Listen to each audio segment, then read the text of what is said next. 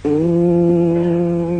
नमः श्री संभवे स्वात्मानंद प्रकाश वपुषे अथ शिवसूत्र चैतन्यम् आत्मा ज्ञानं बन्धः योनिवर्गः कला शरीरम् उद्यमो भैरवः शक्तिचक्र संधाने विश्वसंहारः। ओम स्वप्रकाश आनंद स्वरूप भगवान शिव को नमः। शिव सूत्र प्रारंभ। चैतन्य आत्मा है, ज्ञान बंध है, योनि वर्ग और कला शरीर है, उद्यम ही भैरव है, शक्ति चक्र के संधान से विश्व का संहार होता है।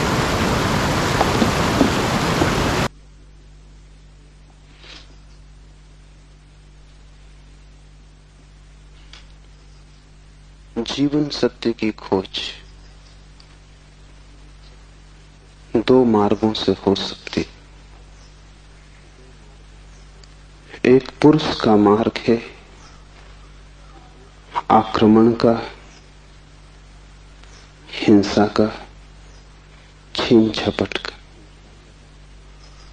एक स्त्री का मार्ग है समर्पण का, प्रतिक्रमण का। विज्ञान पुरुष का मार्ग है, विज्ञान आक्रमण है। धर्म स्त्री का मार्ग है, धर्म नमन है। इसे बहुत ठीक से समझ लें। इसलिए पूरब के सभी शास्त्र परमात्मा को नमस्कार से शुरू होते। वो नमस्कार केवल औपचारिक नहीं है,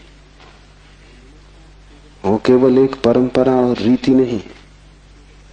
वो नमस्कार इंगित है कि मार्ग समर्पण का है, और जो विनम्र हैं केवल वे ही उपलब्ध हो सकेंगे, और जो आक्रामक हैं, अहंकार से भरे हैं, जो सत्य को भी छीन झपट करके पाना चाहते, जो सत्य के भी मालिक होने की आकांक्षा रखते, जो परमात्मा के द्वार पर एक सैनिक की भांति पहुंचे हैं विजय करने, वे हार जाएंगे। वे क्षुद्र को भला छीन झपट लें, विराट उनका न हो सकेगा। वे व्यर्थ को भला लूट के घर ले आए, लेकिन जो सार्थक है वो उनकी लूट का हिस्सा न बनेगा। इसलिए विज्ञान व्यर्थ को खोज लेता है, सार्थक चूक जाता है। मिट्टी, पत्थर, पदार्थ के संबंध में जानकारी मिल जाती, लेकिन आत्मा और परमात्मा की जानकारी छूट जाती। ऐसे ही जैसे तुम राह चलती एक स्त्री पर हमला कर दो, बलात्कार हो जाएगा। स्त्री का शरीर भी तुम कब्जा कर लोगे, लेकिन उसकी आत्मा तुम्हें न मिल सकेगी, उसका प्रेम तुम न पा सकोगे। तो जो लोग आक्रमण की तरह जाते हैं परमात्मा की तरह, वे बलात्कारी। वे परमात्मा के शरीर पर भला कब्जा कर लें, इस प्रकृति पर जो दिखाई पड़ती है, जो दृश्य है, उसकी चीरफाड़ कर लें, विश्लेषण कर लें, उसके कुछ राज खोज लें, लेकिन उनकी खोज वैसी ही क्षुद्र होगी जैसे किसी पुरुष ने किसी स्त्री पर हमला किया हो और बलात्कार किया हो। स्त्री का शरीर तो उपलब्ध हो जाएगा, लेकिन उपलब्धि दो कौड़ी की है, क्योंकि उसकी आत्मा को तुम छू भी न पाओगे। और अगर उसकी आत्मा को न छुआ तो उसके भीतर जो प्रेम की संभावना थी, वो जो छिपा था बीज प्रेम का, वो कभी अंकुरित न होगा। उसकी प्रेम की वर्षा तुम्हें न मिल सकेगी। विज्ञान बलात्कार है, वो प्रकृति पर हमला है। जैसे कि प्रकृति कोई शत्रु हो, जैसे कि उसे जीतना है, पराजित करना है। इसलिए विज्ञान तोड़फोड़ में भरोसा करता है, विश्लेषण तोड़फोड़ है, काटपीट में भरोसा करता है। अगर वैज्ञानिक से पूछो कि फूल सुंदर है तो तोड़ेगा फूल को, काटेगा, जांच पड़ताल करेगा, लेकिन उसे पता नहीं तोड़ने में ही सौंदर्य खो जाता। सौंदर्य तो पूरे में था, खंड खंड में सौंदर्य ना मिलेगा।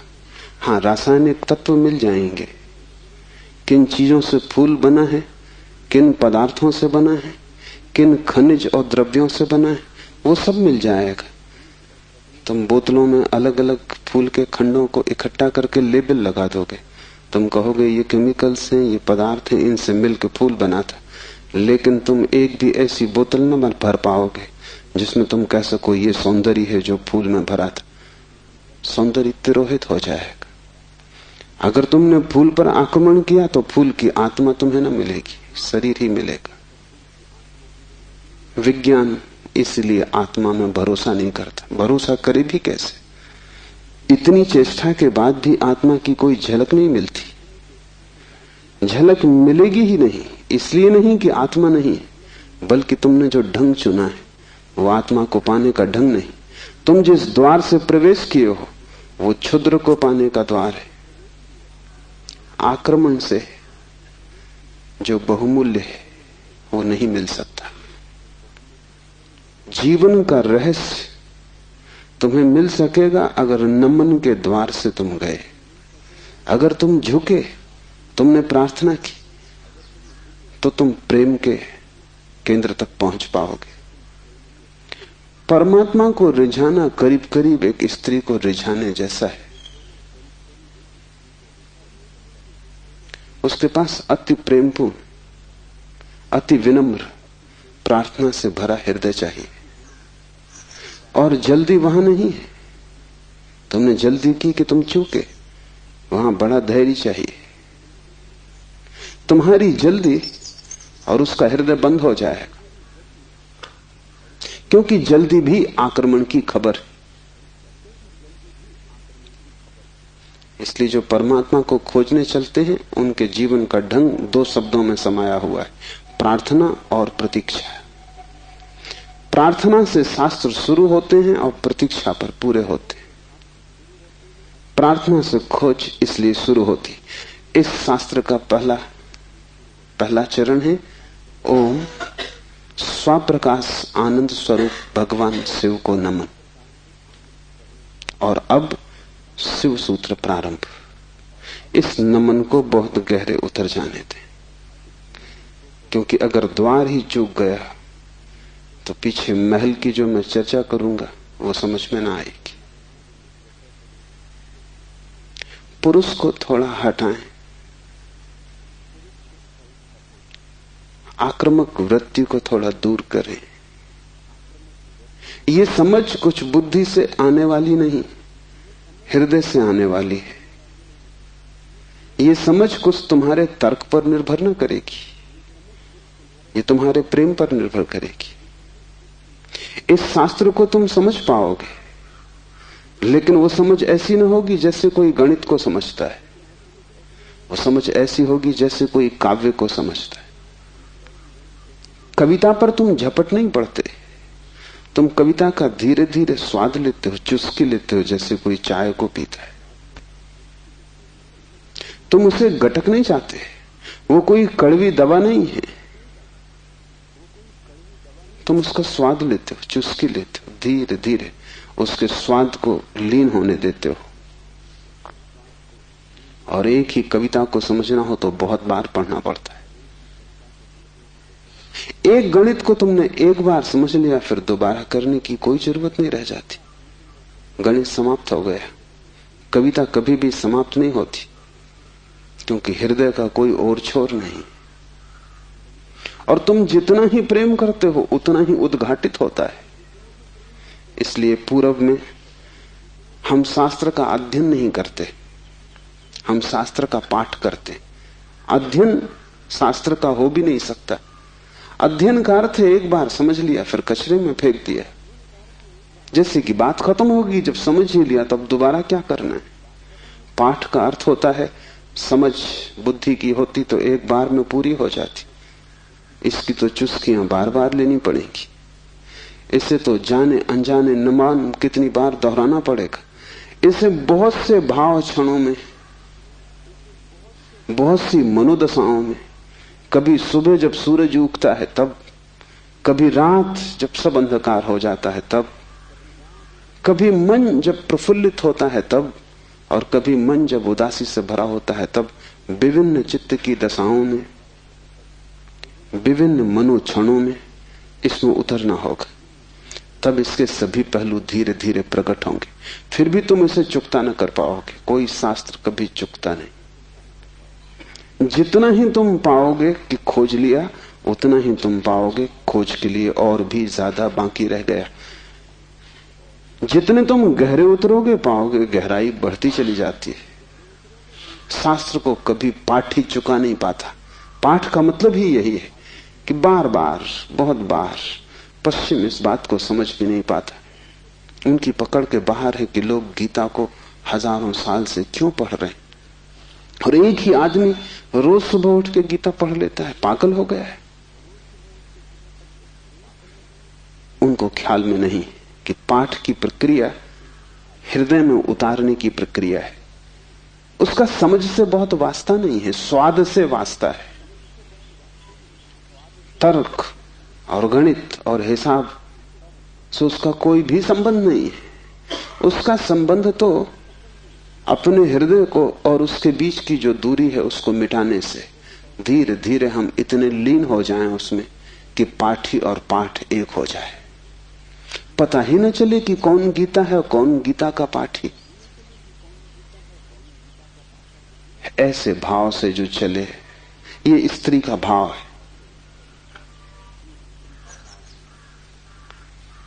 ये समर्पण की धारा है। इसे ख्याल में ले लेना। नमन से हम चले तो शिव के सूत्र समझ में आ सकेंगे। उन्हें तुम अपने में उतरने देना और जल्दी निर्णय की मत करना कि वे ठीक हैं कि गलत हैं। क्योंकि सूत्रों के संबंध में एक बात ख्याल रख लेना, तुम्हारे ऊपर निर्भर नहीं है तय करना कि वे ठीक हैं या गलत हैं। तुम निर्णय कर भी कैसे पाओगे? जो अंधेरे में खड़ा है वो प्रकाश के संबंध में क्या निर्णय करेगा? और जिसने कभी स्वास्थ्य नहीं जाना, जो रोग की सैया से ही बंधा रहा है, उसे स्वास्थ्य की परिभाषा कैसे समझ में आएगी? जिसने कभी प्रेम की स्फुरना नहीं पहचानी और जो जीवन भर घृणा, ईर्षा और द्वेष में जिया है, वो प्रेम की कविता तो पढ़ सकता है क्योंकि शब्द उसकी समझ में आ जाएंगे, लेकिन शब्दों में जो छिपा है, अंतर गुम्फित है, वो द्वार तो उसके लिए बंद ही रहेगा। इसलिए तुम निर्णय मत करना कि क्या ठीक क्या गलत। तुम सिर्फ पीना, समझना भी नहीं कहता हूं, तुम सिर्फ पीना, तुम सिर्फ स्वाद में उतरना। और अगर वो स्वाद तुम्हारे भीतर रहस्य के लोग खोलने लगे, और वो स्वाद अगर तुम्हारे भीतर नई सुगंध को जन्म दे दे, और तुम पाओ कि क्षण भर को भी सही तुम्हारे दुर्गंध का व्यक्तित्व विलीन हो गया है, तुम्हारे भीतर कोई फूल खिला है और तुम सुगंधित हुए हो, क्षण भर को भी तुम पाओ कि तुम अंधकार नहीं हो, कोई दिया जल गया है, एक झलक मिली जैसे अंधेरे में बिजली कौंध गई हो, उसी से समझ आएगी। तुम्हारे समझने से नहीं, तुम्हारे अनुभव की झलक से समझ आएगी। इसलिए तुम विनम्र रहना। दूसरी बात, सूत्र का अर्थ होता है संक्षिप्त से संक्षिप्त, सारभूत, टेलीग्राफिक। वहां एक एक शब्द अत्यंत घना है। विस्तार नहीं होता सूत्र में, घनत्व होता है। लंबा नहीं होता सूत्र, बड़ा छोटा होता है, जैसे छोटा सा बीज होता है, उसमें सारा वृक्ष समाया होता है। जैसे बीज है ऐसा सूत्र है। बीज में तुम वृक्ष को देख भी नहीं सकते,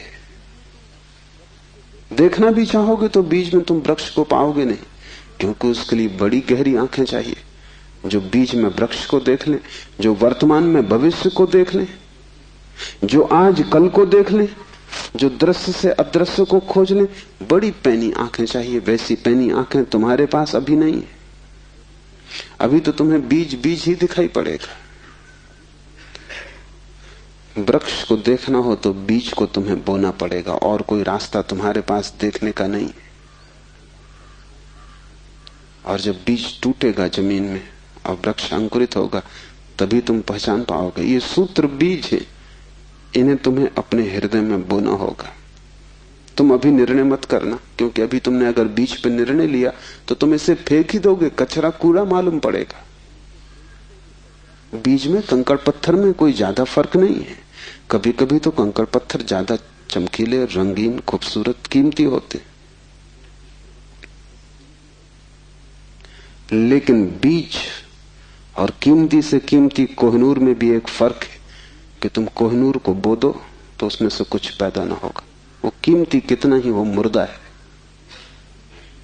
उसका मूल्य ना समझ कितने ही समझते हो, लेकिन जीवन उसमें नहीं, वो लाश है।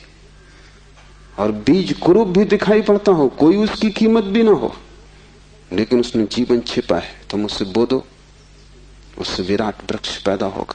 और एक बीज से करोड़ों बीज लग जाएंगे।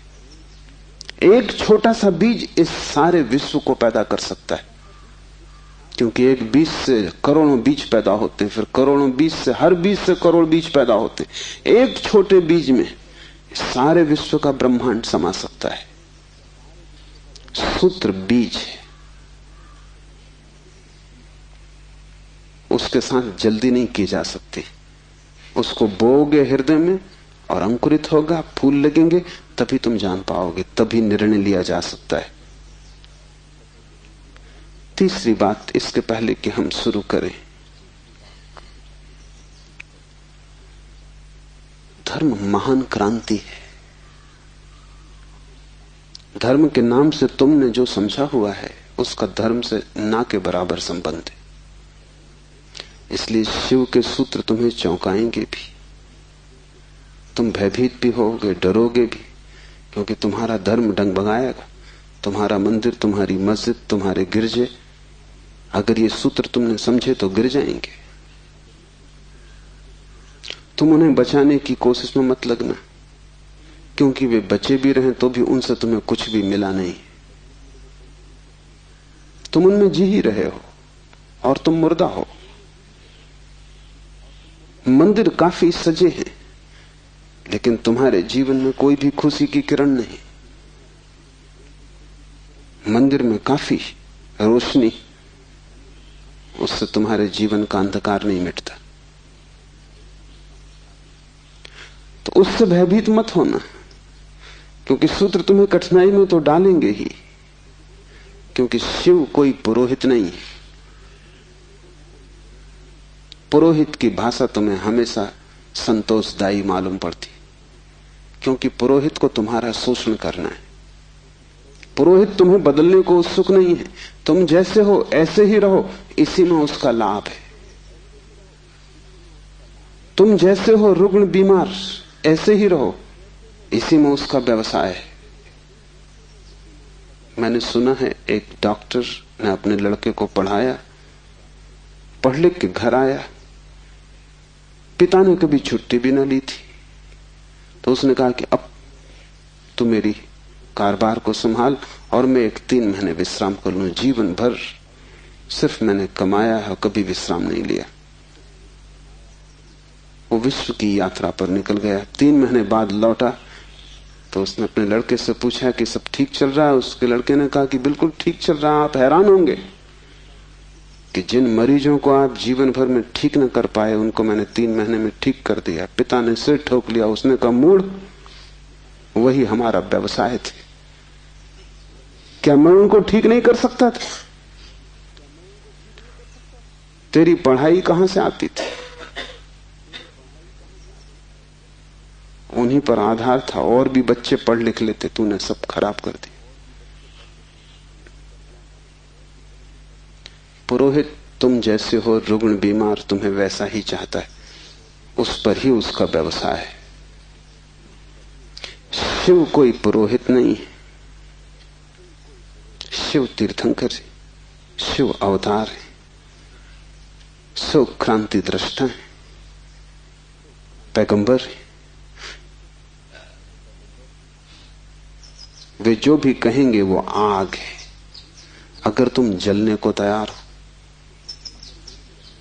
तो ही उनके पास आना, अगर तुम मिटने को तैयार हो तो ही उनके निमंत्रण को स्वीकार करना, क्योंकि तुम मिटोगे तो ही नए का जन्म होगा। तुम्हारी राख पर ही नए जीवन की शुरुआत है। इन बातों को ख्याल में रख के एक एक सूत्र को समझने की कोशिश करें। पहला सूत्र है चैतन्य आत्मा। चैतन्य आत्मा है।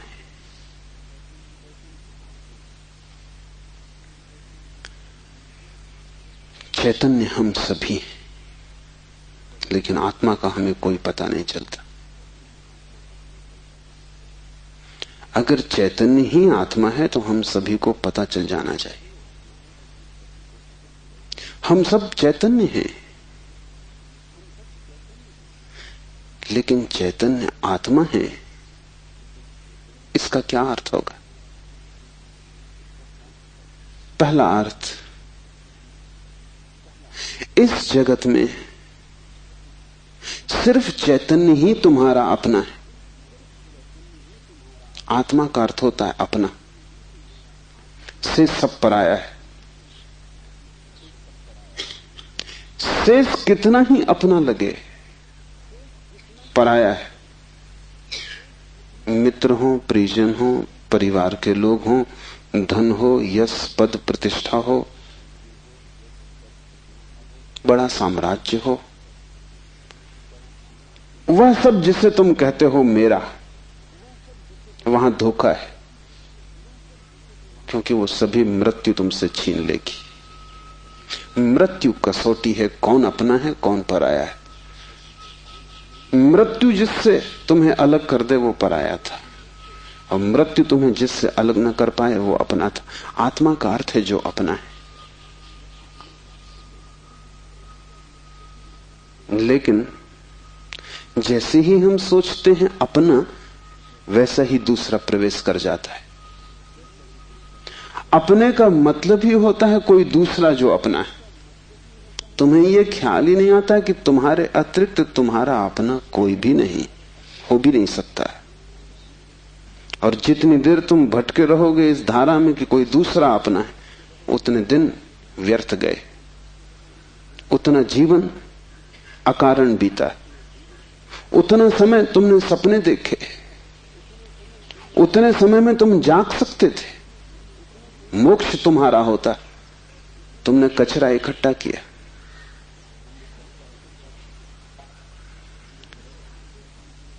सिर्फ तुम ही तुम्हारे हो,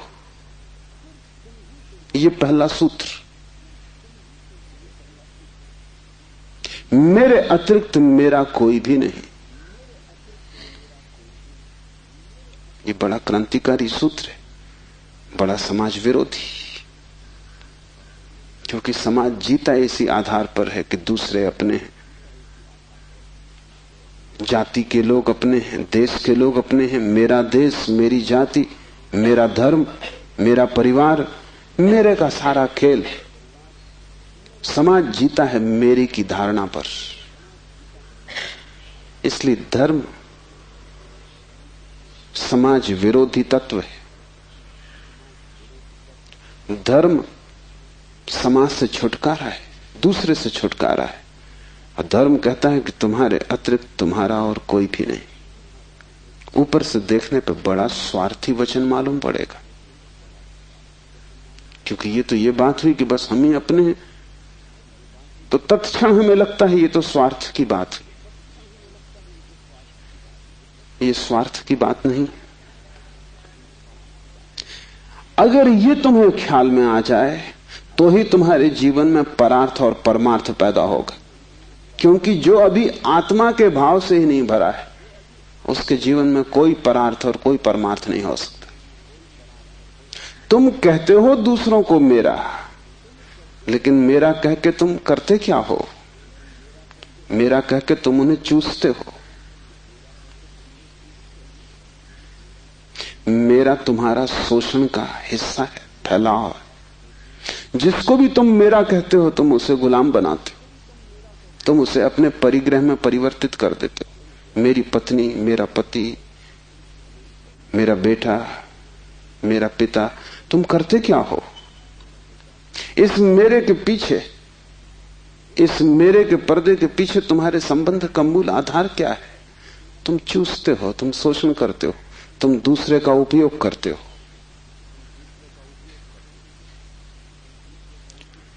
इस दूसरे के उपयोग को तुम सोचते हो परार्थ, तो तुम भ्रांति में हो। एक सम्राट बूढ़ा हुआ, उसके 3 बेटे थे और वो बड़ी चिंता में था किसको राज्य दे।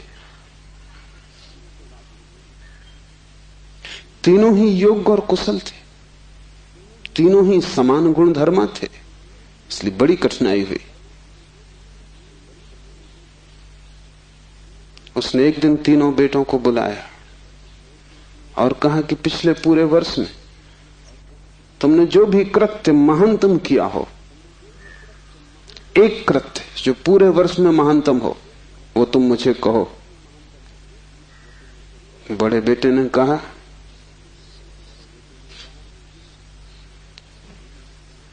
कि गांव का जो सबसे बड़ा धनपति है वो तीर्थ यात्रा पर जा रहा था।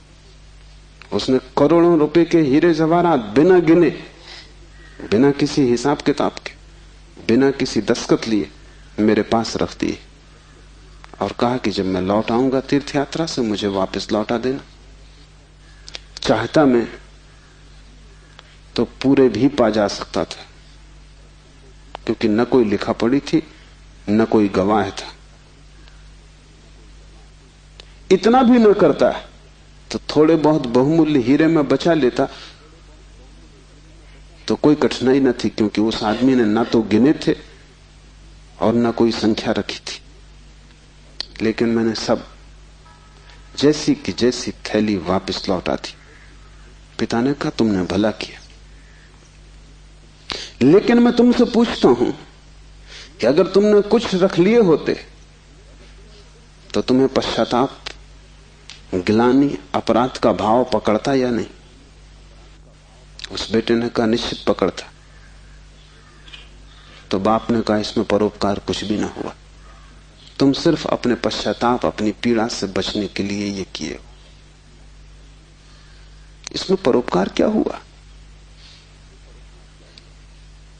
हीरे बचाते तो ग्लानि मन को पीड़ा देती, कांटे की तरह चुभती, उस कांटे से बचने के लिए तुमने हीरे वापस दिए। काम तुमने अच्छा किया, ठीक है, लेकिन परोपकार कुछ भी ना हुआ।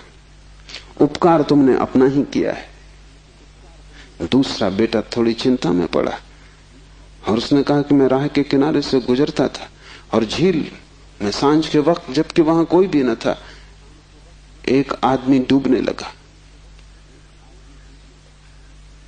चाहता तो मैं अपने रास्ते चला जाता, सुना अनसुना कर देता, लेकिन मैंने तत्क्षण छलांग मारी, अपने जीवन को खतरे में डाला और उस आदमी को बाहर निकाला। बाप ने कहा तुमने ठीक किया, लेकिन अगर तुम चले जाते और ना निकालते तो क्या उस आदमी की मृत्यु सदा तुम्हारा पीछा न करती? तुम अनसुनी कर देते ऊपर से, लेकिन भीतर तो तुम सुन चुके थे उसकी चीत्कार आवाज कि बचाओ। क्या सदा सदा के लिए उसका प्रेत तुम्हारा पीछा न करता?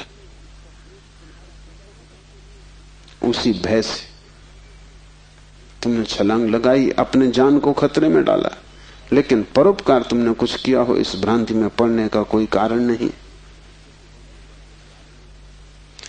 तीसरे बेटे ने कहा कि मैं गुजरता था जंगल से और एक पहाड़ की कगार पर मैंने एक आदमी को सोया हुआ देखा जो कि नींद में अगर एक भी करवट ले तो सदा के लिए समाप्त हो जाएगा, क्योंकि दूसरी तरफ महान खड्ड था।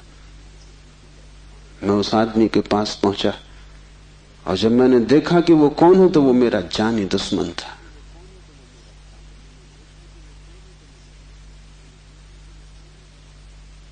मैं चुपचाप अपने रास्ते पे जा सकता था।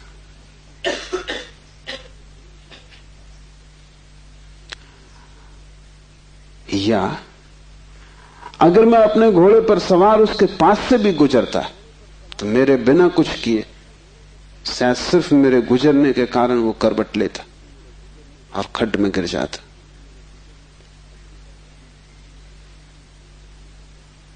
लेकिन मैं आहिस्ते से जमीन पर सरकता हुआ उसके पास पहुंचा कि कहीं मेरी आहट में वो गिर न जाए।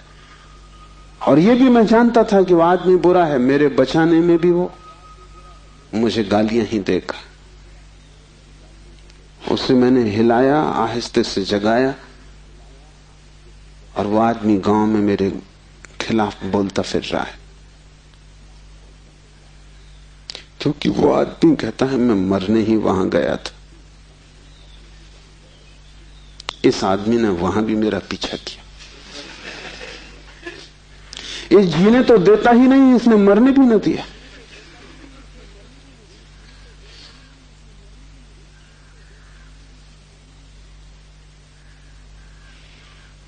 पिता ने कहा तुम दोस्त से बेहतर हो, लेकिन परोपकार ये भी नहीं। क्यों? क्योंकि तुम अहंकार से फूले नहीं समा रहे हो कि तुमने कुछ बड़ा कार्य कर दिया। बोलते हो तो तुम्हारी आंखों की चमक और हो जाती, कहते हो तो तुम्हारा सीना फूल जाता है। और जिस कृत्य से अहंकार निर्मित होता हो वो परोपकार न रहा। बड़े सूक्ष्म मार्ग से तुमने अपने अहंकार को उससे भर लिया। तुम सोच रहे हो तुम बड़े धार्मिक हो, परोपकारी हो, तुम इन दो से बेहतर हो। लेकिन मुझे राज्य के मालिक के लिए किसी तीसरे की ही तलाश, चौथे की ही तलाश करनी पड़ेगी। जब तुम परोपकार करते हो तब तुम कर नहीं सकते, क्योंकि जिसे अपना ही पता नहीं है वो परोपकार करेगा कैसे? तुम चाहे सोचते हो कि तुम कर रहे हो गरीब की सेवा, अस्पताल में बीमार के पैर दबा रहे हो, लेकिन अगर तुम गौर से खोजोगे तो तुम कहीं ना कहीं अपने अहंकार को ही भरता हुआ पाओगे। और अगर तुम्हारा अहंकार ही सेवा से भरता है तो सेवा भी शोषण है। आत्मज्ञान के पहले कोई व्यक्ति परोपकारी नहीं हो सकता, क्योंकि स्वयं को जाने बिना इतनी बड़ी क्रांति हो ही नहीं सकती। मैंने सुना है कि मुल्ला नसरुद्दीन की पत्नी उससे झगड़ रही और कह रही थी कि मामला क्या है, एक दफा साफ हो जाना चाहिए। तुम मेरे सभी रिश्तेदारों को नफरत और घृणा क्यों करते हो? नसरुद्दीन ने कहा यह बात गलत है, ये बात तथ्यगत भी नहीं है, और मैं इसका प्रमाण है मेरे पास। और प्रमाण यह है कि मैं तुम्हारी सास को अपनी सास से ज्यादा चाहता हूं। अहंकार ऐसे रास्ते खोजता, ऊपर से दिखता है कि तुम परोपकार कर रहे हो, लेकिन भीतर तुम ही खड़े होते हो। और जितनी सूक्ष्म हो जाती है यात्रा, उतनी ही पकड़ के बाहर हो जाती। दूसरे तो पकड़ ही नहीं पाते, तुम भी नहीं पकड़ पाते हो। दूसरे तो धोखे में पड़ते ही हैं, तुम भी अपने दिए धोखे में घूम जाते हो, भटक जाते हो। हम सभी ने अपनी अपनी भूल भुलैया बना ली। उसमें हमने दूसरों को धोखा देने के लिए ही शुरू किया था सारा उपाय, आयोजन। ये हमने कभी सोचा न था कि अपनी बनाई भूल भुलैया में हम खुद ही खो जाएंगे, लेकिन हम खो गए। पहली बात स्मरण रखो, तुम्हारे अतिरिक्त तुम्हारा कोई भी नहीं है। जैसे ही यह स्मरण सघन होता है कि चैतन्य ही आत्मा है, बस चैतन्य ही मैं हूं, और सब पर है, पराया है, विजाती है। वैसे ही तुम्हारे जीवन में क्रांति की पहली किरण प्रविष्ट हो जाती, वैसे ही तुम्हारे और समाज के बीच एक दरार पड़ जाती, वैसे ही तुम्हारे और तुम्हारे संबंधों के बीच एक दरार पड़ जाती। लेकिन आदमी अपनी तरफ देखना नहीं चाहता। देखना कठिन भी है, क्योंकि देखने के पहले जिस प्रक्रिया से गुजरना पड़ता है वो बहुत संघातक है। एक मारवाड़ी व्यापारी एक फिल्म अभिनेत्री के प्रेम में पड़ गया। वैसे बात अनहोनी थी, मारवाड़ी और व्यापारी, प्रेम से सदा दूर ही रहता है, लेकिन अनहोनी भी घटती है। प्रेम में तो पड़ गया, लेकिन व्यापारी का संदेह भरा चित्त, तो उसने एक जासूस नियुक्त कर दिया अभिनेत्री के पीछे कि तू पता लगा, इसका चरित्र तो ठीक है ना, इसके पहले कि मैं प्रस्ताव करूं विवाह का, सब बात पक्की कागज पर साफ हो जानी चाहिए। जासूस ने बड़ी खोजबीन की। 7 दिन बाद उसने रिपोर्ट भी भेज दी। रिपोर्ट आई कि इस स्त्री का चरित्र एकदम निर्दोष, निष्कलुष है। ऐसी कोई बात कभी इसके संबंध में नहीं सुनी गई, नहीं जानी गई जिससे संदेह पैदा हो। सिर्फ एक बात को छोड़कर पिछले कुछ दिनों से एक संदिग्ध मारवाड़ी के साथ ये देखी जाती। वो संदिग्ध मारवाड़ी वो स्वयं थे। आंख दूसरे को देखती है, हाथ दूसरे को छूते हैं, मन दूसरे की सोचता है, और तुम सदा अंधेरे में खड़े रह जाते हो। तुम्हारी हालत वही है जो दिया तले अंधेरे की होती। उस दिए की रोशनी सब पे पड़ती, सिर्फ तुम्हें छोड़ देती। इसलिए तुम भटकते हो उस रोशनी में, सब तरफ, सब दिशाओं में यात्रा करते हो, और एक अपरिचित रह जाता है, और वही तुम हो। यह पहला सूत्र है, चैतन्य आत्मा। इस सूत्र को गहरे बीज की तरह अपने हृदय में उतर जाने दो। व्यर्थ है सारे जगत की यात्रा अगर तुम अपने से अपरिचित रह गए। अगर स्वयं को न जान पाए और सब भी जान लिया, तो वो सारा ज्ञान भी इकट्ठे जोड़ में अज्ञान सिद्ध होगा। अगर अपने को न देख पाए और सारा जगत देख डाला, चांद तारे छान डाले, तो भी तुम अंधे ही रहोगे, क्योंकि आंख तो उसी को मिलती है जो स्वयं को देख लेता है। ज्ञान तो उसी को मिलता है जो स्वयं से परिचित हो जाता है, जो चैतन्य के स्वप्रकाश में नहा लेता है, वही पवित्र है। और कोई तीर्थ नहीं है, चैतन्य तीर्थ है। और चैतन्य तुम्हारा स्वभाव है, उससे तुम क्षण भर को भी पार नहीं गए हो, लेकिन दिया तले अंधेरा है। तुम उससे दूर जा भी नहीं सकते, चाहो तो भी, लेकिन भ्रम पैदा हो सकता है कि तुम बहुत दूर चले गए हो। तुम सपना देख सकते हो संसार में, लेकिन सपना सत्य नहीं हो सकता। सत्य तो सिर्फ एक बात है, वो है तुम्हारा चैतन्य स्वभाव। चैतन्य आत्मा है, तो पहली तो बात कि मेरा सिवाय चैतन्य के और कोई भी नहीं। ये भाव तुम में सघन हो जाए तो सन्यास का जन्म हुआ, क्योंकि मेरे अतिरिक्त भी मेरा कोई हो सकता है, यही भाव संसार है। इसलिए पहले सूत्र में बड़ी क्रांति है। पहली चिंगारी शिव फेंकते हैं तुम्हारी तरफ, और वो ये है कि तुम जान लो कि तुम ही बस तुम्हारे हो, बाकी कोई तुम्हारा नहीं। इससे बड़ा विषाद मन को पकड़ेगा, क्योंकि तुमने दूसरों के साथ बड़े संबंध बना रखे, बड़े सपने संजो रखे हैं, दूसरों के साथ तुम्हारी बड़ी आशाएं जुड़ी हैं। मां देख रही है कि बेटा बड़ा होगा, बड़ी आशाएं जुड़ी हैं। बाप देख रहा है कि बेटा बड़ा होगा, बड़ी आशाएं जुड़ी हैं। और इन सारी आशाओं में तुम अपने को खो रहे हो। यही तुम्हारे पिता भी इन्हीं आशाओं को कर करके समाप्त हुए तुम्हारे लिए। तुमसे क्या उन्हें मिला? यही आशाएं कर करके तुम समाप्त हो जाओगे।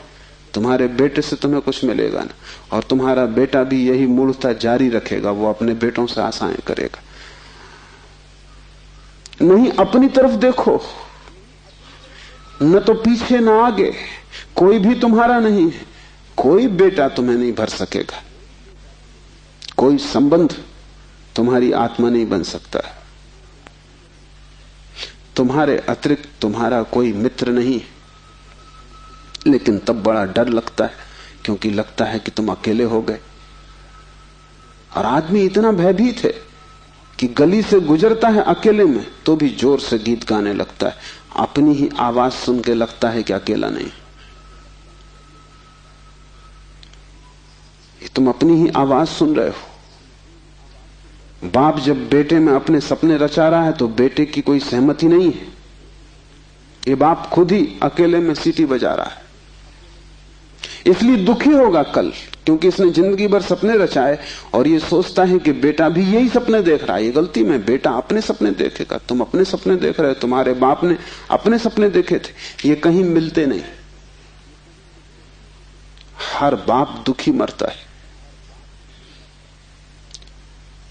क्या कारण होगा? क्योंकि जो जो सपने वो बांधता है वो सभी सपने बिखर जाते हैं। हर आदमी अपने सपने देखने को यहां है, तुम्हारे सपने देखने को नहीं। और तुम्हें अगर चाहिए कि एक आत्म स्थिति उपलब्ध हो जाए, एक तृप्ति मिले, तो तुम सपने किसी और के साथ मत बांधना, अन्यथा तुम भटकोगे। संसार का इतना ही अर्थ है कि तुमने अपने सपनों की नाव दूसरों के साथ बांध रखी। संन्यास का अर्थ है कि तुम जाग गए और तुमने एक बात स्वीकार कर ली, कितनी ही कष्टकर हो, कितनी ही दुखपूर्ण मालूम पड़े प्रथम, और कितना ही संघातक पीड़ा अनुभव हो, कि तुम अकेले हो। सब संग साथ झूठा है। इसका यह अर्थ नहीं कि तुम भाग जाओ हिमालय, क्योंकि जो हिमालय की तरफ भाग रहा है उसे अभी संग साथ सार्थक है, झूठा नहीं हुआ। क्योंकि जो चीज झूठ हो गई उससे भागने में भी कोई सार्थकता नहीं।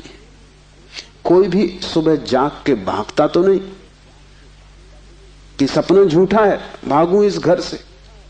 सपना झूठा हो गया, बात खत्म हो गई, उसमें भागना क्या है? लेकिन एक आदमी है जो भाग रहा है पत्नी से, बच्चों से। इसका भागना बताता है, इसने सुन लिया होगा कि सपना झूठा है, लेकिन अभी इसे खुद पता नहीं चला। कल तक ये पत्नी की तरफ भागता था, पत्नी की तरफ पीठ करके भागता है, लेकिन दोनों ही अर्थों में पत्नी सार्थक थी।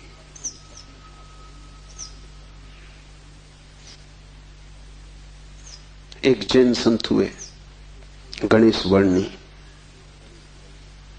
वर्षों पहले उन्होंने पत्नी त्याग दी। साधु पुरुष थे। कोई 20 वर्ष त्याग के बाद काशी में थे, तब खबर आई कि पत्नी मर गई। उनके मुंह से जो वचन निकला वो याद रख लेने जैसा है। उन्होंने कहा, चलो झंझट मिटी। उनके भक्तों ने इस वचन का अर्थ लिया कि बड़ी वीतरागता है। थोड़ा सोचो तो साफ हो जाएगा कि वीतरागता बिल्कुल नहीं, क्योंकि जिस पत्नी को 20 साल पहले छोड़ दिया उसकी झंझट अभी कायम थी तो ही मिट सकती है। गणित बिल्कुल सीधा और साफ है। ये पत्नी जो 20 साल पहले छोड़ दी, किसी न किसी तरह छाया की तरह पीछे चल रही होगी, ये मन में कहीं सवार होगी। इसका उपद्रव कायम था, 20 साल भी इसके उपद्रव को मिटा नहीं पाए थे छोड़ने के बाद। ये मन सतत सोचता रहा होगा, पक्ष में विपक्ष में। पत्नी के मरने पर ये वचन कि चलो झंझट मिटी, पत्नी के संबंध में कुछ भी नहीं बताते, सिर्फ पति के संबंध में बताते कि आदमी भाग तो गया छोड़कर, लेकिन छोड़ ना पाया।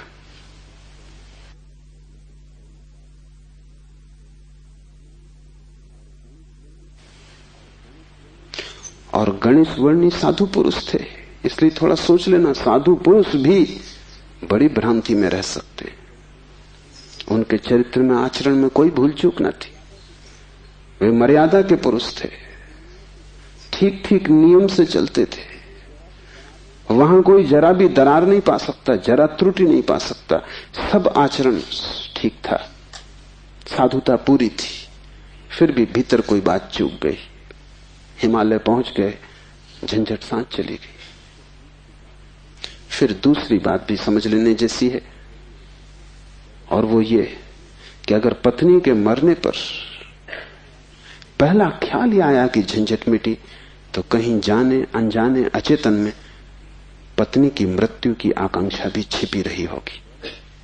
वो जरा गहरा किसी तल पर पत्नी मिट जाए, न हो, समाप्त हो जाए, ये तो हिंसा हो गई। लेकिन एक एक वचन भी अकारण नहीं आता, आसमान से नहीं आता। एक एक वचन भी भीतर से आता। और ऐसे क्षणों में जबकि पत्नी मर गई इसकी खबर आई हो, तुम ठीक ठीक अपने रोजमर्रा के व्यवसायी होश में नहीं होते हो। तब तुमसे जो बात निकलती है वो ज्यादा सही होती। घंटे भर बाद तुम्हें मौका मिल जाएगा, तुम खुद ही सोच समझ के लीप पोता कर लोगे। तुम फिर जो कहोगे वो बात झूठी हो जाएगी। लेकिन तत्क्षण, उस क्षण में वर्णी चूक गए। वो जो 20 साल से उन्होंने चारों तरफ साधुता का व्यवस्था कर रखी थी, उस क्षण में भूल गए। जब वर्णी को ऐसा घट सकता है तो तुम्हें तो सहज ही घट सकता है। भागने से कुछ भी ना होगा, भागकर कोई भी कभी भाग नहीं पाया। लेकिन भक्त इसको न देख पाएंगे। उन्होंने तो वर्णी की कथा में इसको बड़े बहुमूल्य वचन की तरह संग्रहित किया है, ये सोच के कि देखो आदमी कैसा वीतराग है। तुम्हें पता भी नहीं हो सकता कि वीतरागता क्या है। तुम राग में जीते हो, तुम्हें विराग समझ में आता है, तुमसे जो विपरीत है वो समझ में आता है। तुम जानते हो कि तुम पत्नी को छोड़ के नहीं जा सकते, और ये आदमी छोड़ के चला गया, ये आदमी तुमसे बड़ा है। ये तुमसे विपरीत है, लेकिन तुमसे भिन्न नहीं। तुम पैर के बल खड़े हो, यह आदमी सिर के बल खड़ा है, लेकिन तुम्हारे मन में और इसके मन में रत्ती भर भी फर्क नहीं। खोज के देखो, तुम सभी सोचते हो कि पत्नी झंझट। तुम एक आध ऐसा पति पा सकते हो जो कहे पत्नी झंझट नहीं। पत्नी के सामने मत पूछना, एकांत में अकेले। मुल्ला नसरुद्दीन ने मुझे कहा है कि मैं भी कभी सुखी था, लेकिन ये मुझे पता ही तब चला जब मैंने विवाह कर लिया, और तब फिर बहुत देर हो चुकी थी। मैं भी कभी सुखी था, ये पता मुझे तब चला जब मैंने विवाह कर लिया, लेकिन तब तक तो बहुत देर हो चुकी थी, सुख हाथ से जा चुका था। पति को गहराई में पूछो तो ऐसा पति खोजना कठिन है जिसने कई बार पत्नी की हत्या करने का विचार न किया हो। सपने न देखे हो कि मार डाला पत्नी को, सुबह उठ के वो भी कहेगा कैसा बेहुदा सपना। लेकिन अचेतन आकांक्षा है। जिससे झंझट पैदा होती है उसे मिटा देने का मन सीधा तर्क है, लेकिन झंझट दूसरे से कभी पैदा होती ही नहीं। पत्नी में अगर कोई उपद्रव होता तो कौन तुम्हें रोकता था? तुम सब भाग गए होते हिमालय। उपद्रव पत्नी में नहीं है, क्योंकि तुम हिमालय जाके फिर पत्नी खोज लोगे। उपद्रव तुम्हारे भीतर है। तुम अकेले नहीं रह सकते, तुम्हें कोई दूसरा चाहिए। अकेले में तुम डरते हो, कोई दूसरा, तब तुम निश्चिंत मालूम पड़ते हो। क्यों? दूसरे की मौजूदगी से आश्वासन मिलता है। दुख में सुख में कोई साथी है, जीवन में मृत्यु में कोई साथी है। लेकिन अकेलापन स्वभाव है। और जिस व्यक्ति ने यह अनुभव कर लिया कि आत्मा ही बस मेरी है, उसने अपने अकेलेपन को अनुभव कर लिया। भागने की कोई भी जरूरत नहीं तो झंझट पीछे चली जाएगी। तुम जहां हो वहीं रहना, रत्ती भर भी बाहर कोई फर्क करने की आवश्यकता नहीं है।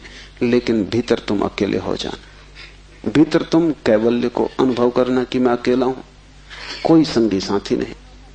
और ये तुम दोहराना मत, क्योंकि दोहराने की कोई जरूरत नहीं कि रोज सुबह बैठ के तुम दोहराओ कि मैं अकेला हूं, कोई संगी साथी नहीं। इससे कुछ भी ना होगा। ये दोहराना तो सिर्फ यही बताएगा कि तुम्हें अभी ख्याल नहीं हुआ।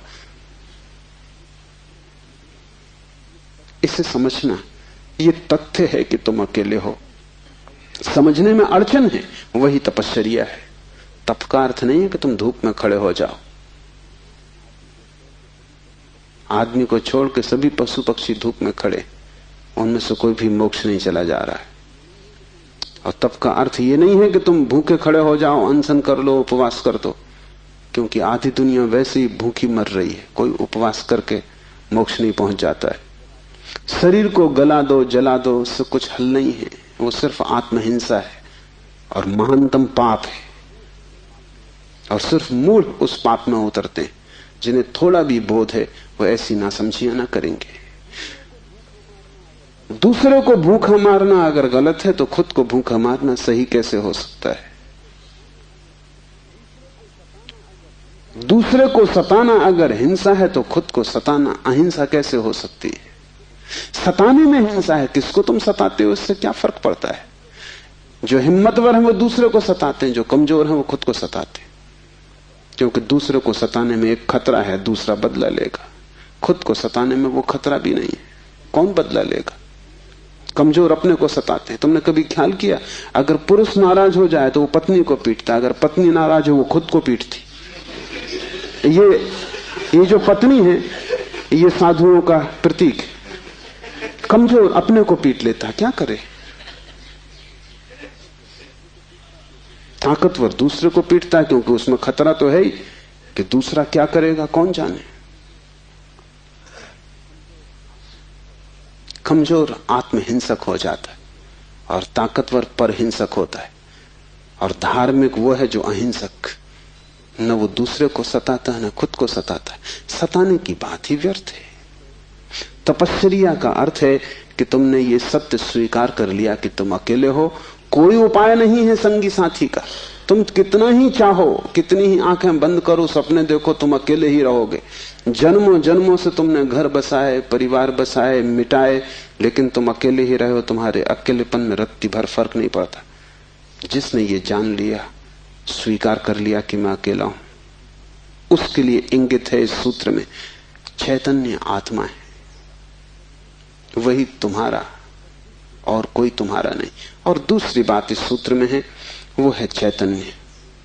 आत्मा कोई सिद्धांत नहीं है कि तुम शास्त्र में पढ़ो और मान लो। आत्मा कोई जैसे गुरुत्वाकर्षण का सिद्धांत है, ऐसा कोई सिद्धांत नहीं है। आत्मा एक अनुभव है, सिद्धांत नहीं। और अनुभव है चैतन्य की तीव्रता का। इसलिए तुम जितने चैतन्य होते जाओगे उतनी ही तुम्हें आत्मा का पता चलेगा। तुम जितने बेहोश होते चले जाओगे उतना ही तुम्हें अपना पता नहीं चलेगा। और तुम करीब करीब बेहोश हो। जो आत्मा को जानना चाहता है उसे किसी दर्शन शास्त्र की जरूरत नहीं है, उसे चैतन्य को जगाने की प्रक्रिया चाहिए। उसे विधि चाहिए जिससे वो ज्यादा चेतन हो जाए। जैसे कि आग को तुम उकसाते हो, राख जम जाती, तुम उकसा देते हो, राख झड़ जाती, अंगारे झलकने लगते। ऐसी तुम्हें कोई प्रक्रिया चाहिए जिससे तुम्हारी राख झड़े और अंगारा चमके, क्योंकि उसी चमक में तुम पहचानोगे कि तुम चैतन्य हो। और जितने तुम चैतन्य हो उतने ही तुम आत्मवान हो। जिस दिन तुम पाओगे कि मैं परम चैतन्य हूं, उस दिन तुम परमात्मा हो। तुम्हारी चेतना की मात्रा ही तुम्हारी आत्मा की मात्रा होगी। लेकिन अभी तुम करीब करीब बेहोश हो, अभी करीब करीब तुम जैसे शराब पिए हो। अभी तुम चल रहे हो, उठ रहे हो, काम कर रहे हो, लेकिन जैसे नींद में। होश तुम्हें नहीं है। कभी तुमने ख्याल किया, किताब पढ़ते वक्त तुम पूरा पेज पढ़ जाते हो, तब तुम्हें ख्याल आता है, अरे मैं पूरा पेज पढ़ भी गया और एक शब्द याद नहीं। तुमने कैसे पढ़ा होगा पूरा पेज? तुम पढ़ सकते हो सोए सोए, मन कहीं और रहा होगा, तुम पढ़ गए, तब तुम्हें होश पता चला कि ये तो पूरा पेज व्यर्थ गया। तुम कई बार रास्ते से चलते हो, तुम पूरा रास्ता चल जाते हो, तब तुम्हें ख्याल आता है कि तुम चल रहे हो। तुम काम करते हो और तुम्हें पता नहीं चलता कि तुम कर रहे हो। तुम बेहोशी में जी रहे हो और चैतन्य आत्मा है। और तुम पूछते हो क्या आत्मा है? तुम चाहते हो कोई प्रमाण दे, तुम चाहते हो कोई सिद्ध करे, कोई तर्क से तुम्हें समझा दे तो तुम भी मान लो, नहीं तो तुम नास्तिक हो जाओगे। नास्तिकता बेहोशी का सहज परिणाम है, आस्तिकता होश का फल। जितना तुम्हारा होश बढ़ेगा तो जरूरत नहीं है कि तुम मानो कि आत्मा है, क्योंकि कई ना समझ मान रहे हैं, उससे कुछ हल नहीं होता। इस मुल्क में तो सभी मानते हैं कि आत्मा है, लेकिन इससे क्या फर्क पड़ता है? तुम्हारे जीवन में कोई क्रांति इससे आती नहीं। शायद तुम इसलिए मान लेते हो कि हजारों साल से दोहराया जा रहा है, सुनते सुनते तुम्हारे कान पक गए, सुनते सुनते तुम भूल ही गए हो कि संबंध में सोचना भी है। सुनते सुनते पुनरुक्ति से आदमी सम्मोहित हो जाता है। एक ही बात बार बार दोहराई चली जाए तो तुम भूल जाते हो कि वो संदिग्ध, संदेह किया जा सकता है, विचार किया जाता है। और फिर आत्मा है, इससे तुम्हें बड़ा संतोष भी मिलता है। शरीर मरेगा ये तुम्हें पता है, आत्मा नहीं मरेगी, इससे बड़ी हिम्मत बनती है। और आत्मा कभी नहीं मरेगी, अग्नि उसे जलाएगी नहीं, शस्त्र उसे छेदेंगे नहीं, मृत्यु उसका कुछ बिगाड़ ना सकेगी। इससे तुम्हें बड़ी सांत्वना मिलती, पर सांत्वना सत्य नहीं है। आत्मा को कोई न तो स्वीकार कर सकता है सिद्धांत की तरह, और न पुनरुक्ति की तरह कोई सम्मोहित हो सकता है। आत्मा को तो केवल वही लोग जान पाते हैं जो चैतन्य को बढ़ाते हैं। इस तरह जियो कि तुम पर राख इकट्ठी ना हो, इस तरह जियो कि तुम्हारे भीतर का अंगारा जलता रहे, प्रकाशित हो। इस तरह जियो कि प्रति क्षण तुम होश में रहो, बेहोश नहीं। मुल्ला नसरुद्दीन को बच्चा पैदा हुआ, पहला ही लड़का था। नसरुद्दीन बड़ा खुश हुआ, अपने खास मित्र को बुलाया, खुशी मनाने दोनों शराब घर में गए। क्योंकि तुम एक ही खुशी जानते हो, बेहोशी। ये बड़े मजे की बात है। शिव, बुद्ध, महावीर, वे सब चिल्ला चिल्ला के कहते हैं कि दुनिया में एक ही आनंद है, वो है होश। और तुम एक ही सुख जानते हो, वो है बेहोशी। या तो तुम ठीक हो या वो ठीक है, दोनों तो ठीक नहीं हो सकते। मुल्ला नसरुद्दीन सीधा शराब घर गया, बजाय अस्पताल जाने के पहले बेटे को देखता। उसने कहा कि पहले जरा आनंद कर लें, कितने दिनों का सपना पूरा हुआ। डट के दोनों पी गए। जब दोनों पी के पहुंचे अस्पताल और कांच की खिड़की में से बेटे को देखा तो मुल्ला रोने लगा। उसने अपने मित्र से कहा, पहली तो बात मेरे जैसा मालूम नहीं होता। अपना उन्हें पता नहीं है अभी, अभी खुद की शक्ल भी वो पहचान ना सकेंगे। लेकिन मेरा जैसा नहीं मालूम होता। और दूसरी बात, बड़ा छोटा दिखाई पड़ता है। इतने छोटे बच्चे को लेकर करेंगे भी क्या? ये बचेगा? मित्र ने कहा मत घबराओ, जब मैं पैदा हुआ था तो मैं भी 3 ही पाउंड का था। नसरुद्दीन ने कहा फिर तुम बचे?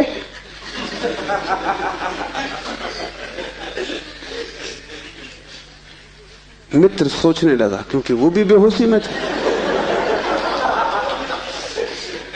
उसने कहा पक्का नहीं कह सकता।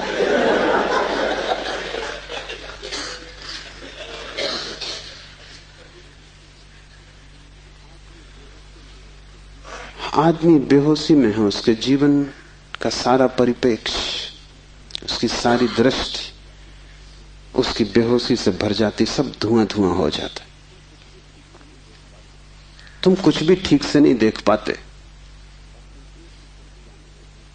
और तुम एक ही सुख जानते हो कि जब तुम अपने को भूल जाते हो, चाहे सिनेमा हो, चाहे संगीत हो, चाहे सेक्स हो, जहां भी तुम अपने को भूल जाते हो वहीं तुम कहते हो बड़ा सुख आए।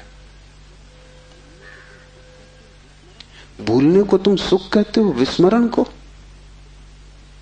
कारण है, क्योंकि जब भी तुम होश से भरते हो तुम सिवाय दुख के अपने जीवन में कुछ भी नहीं पाते। इसलिए जब भी तुम देखते हो जीवन को, जरा ही सजग हो के तुम पाते हो दुख दुख, कुरूपता चारों तरफ।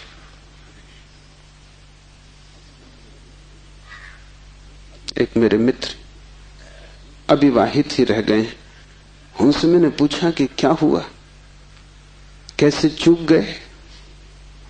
तो उन्होंने कहा कि बड़ी अड़चन आई। जिस स्त्री को मैं प्रेम करता था,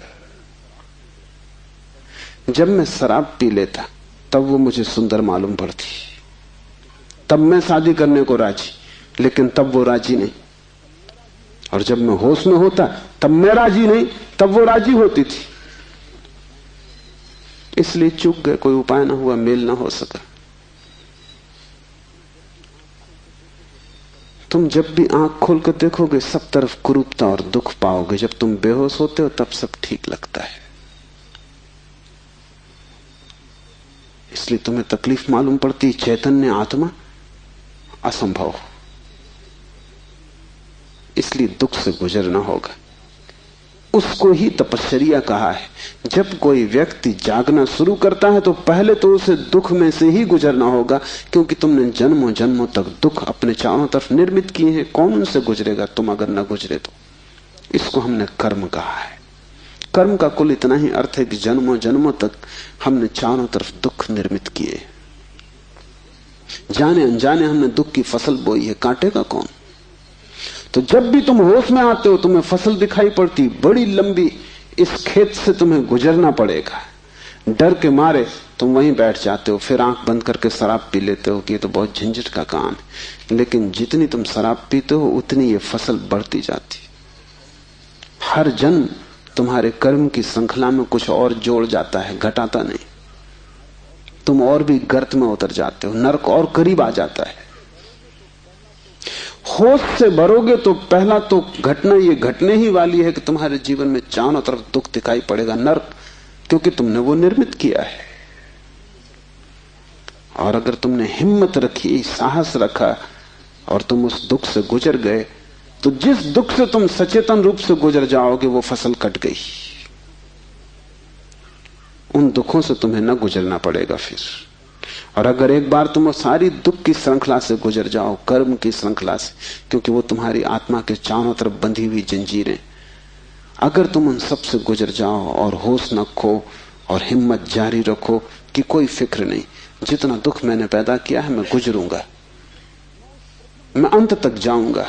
मैं उस प्रथम घड़ी तक जाना चाहता हूं जब मैं निर्दोष था और दुख की यात्रा शुरू न हुई थी, जब मेरी आत्मा परम पवित्र थी और मैंने कुछ भी संग्रह न किया था दुख का। मैं उस समय तक प्रवेश करूंगा ही, चाहे कुछ भी परिणाम हो, कितना ही दुख, कितनी ही पीड़ा। अगर तुमने इतना साहस रखा तो आज नहीं कल दुख से पार होकर तुम उस जगह पहुंच जाओगे जहां शिव का सूत्र तुम्हें समझ में आएगा, चैतन्य आत्मा है। और एक बार तुम अपने भीतर के चैतन्य में प्रतिष्ठित हो जाओ, फिर तुमसे कोई दुख पैदा नहीं होता, क्योंकि बेहोश आदमी अपने चारों तरफ दुख पैदा करता है। तुमने देखा है शराबी को चलते हुए रास्ते पर वो कैसा डगमगाता है? ऐसी तुम्हारी जिंदगी है। कहीं पैर रखते हो कहीं पड़ता है, कहीं जाना चाहते हो कहीं पहुंच जाते हो, कुछ करना चाहा था कुछ और ही हो जाता है, कुछ कहने निकले थे कुछ और ही कह के घर लौट आते हो। इसे तुम रोज देख रहे हो, फिर भी तुम समझ नहीं पाते कि क्यों हो रहा है। तुम गए थे किसी से क्षमा मांगने और झगड़ा करके वापस आ गए। होश में हो तुम बात प्रेम की कर रहे थे, दुश्मनी हो गई।